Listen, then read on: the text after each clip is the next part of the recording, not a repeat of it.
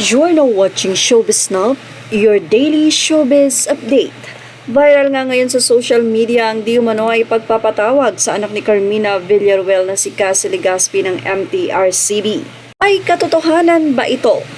Yes, sa isang Facebook page nga, isang update ang namataan natin na ipinatawag daw si Cassie Legaspi ng MTRCB. Ito'y dahil sa pagkakamali niya sa isang segment sa Itbulaga kung saan nabanggit niya ang isang bagay na dapat utang ang pagkakabanggit dito ni Cassie Legaspi ay utong.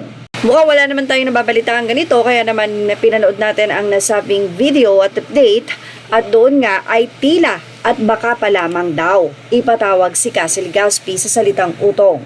Pag pinanood nyo ang nasabing segment ay hindi naman sinasadya ni Cassie dahil nga binabasa niya ito kaya naman medyo nagkamali siya. Ang problema nga lang ay inulit pa ni Cassie Legaspi ang salitang iyon kaya naman ilang mga netizen ang nag-react. Basahin natin ang naging komento ng isang netizen na ito.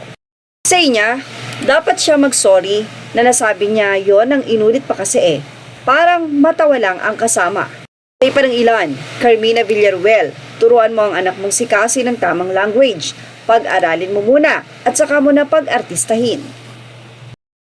Say pa ng isang netizen, Aniya, English spoken din kasi si Cassie, kaya hindi alam ang ibig sabihin ng utong. Natawa nga ako noong may segment sila.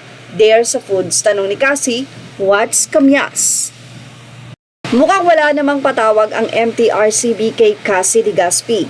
Pero ang tanong, ipatawag nga ba siya dahil sa salatang ito? Well, tingnan natin ang mga naging komento dito ng mga netizen. Kung karapat-dapat bang ipatawag si Cassie o hindi. Nila, halaka, bago ka magbitaw ng salita, be careful. Alam mo naman na very strict ang MTRCB. Sinang netizen na ito sa nag-update. Ang isa naman ay sinabing depends kasi sa pagkakabigkas niya. Hindi naman yan ang meaning ng isang private part kasi mabagal ang pagkakabigas niya at di pa sinasadya. Hindi naman diretso ang bigkas niyan. Kapag sabihin mo na blank or utong, kung yun man ang point ni Malala Soto, pero ang pagkakabigkas ni Cassie ay mabagal naman kasi hango sa word ng utang. Mabagal ang pagkabigkas ng utang na word, diba? So yan ang difference ng words at meaning. Marami pa mga words na iba-iba ang meaning depends sa pagbigkas. Pero di ko alam kung nag-aral ba talaga yang si Otto or na-appoint lang dahil anak lang ng artista at kaanib sa nag-appoint. Dapat mga marunong magtrabaho ang kinuha sa MTRCB chair. Hindi OA ang inappoint. Dapat artista na may background na sa mga rules and regulations sa showbiz industry. Hindi yung porket anak lang ng artista, inappoint na. Pero gano'n naman, din, depends sa authorities kung marunong din o hindi. Pa ang naging say ng ilang netizen. Anila, utong sa Bisaya iba ang meaning. Pag magsabi siya ng utong, baliwala lang sa amin yan, ha ha ha. Example, ni utong, ire, paglibang, umire sa blank. Say naman ng isa, pwede rin namang utong or sa Ilocano, munggo is utong. Narito naman ang say pa ng ilan. Sa aming mga Bisaya, yung utong is kung manganganak yung babae. Sabihan niya ng walang mali siya naman sa Tagalog, iri sa amin. Utong kung gusto, paka mabuhi.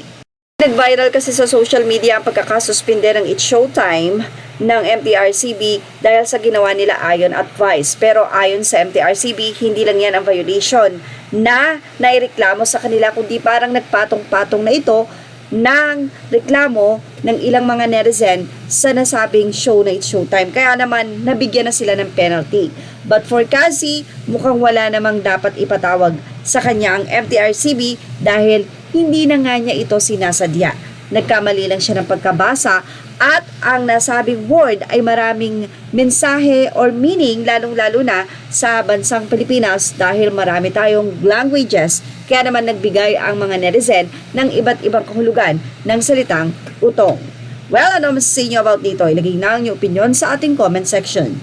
Images are all credit to the rightful owners and thank you for watching Showbiz Now.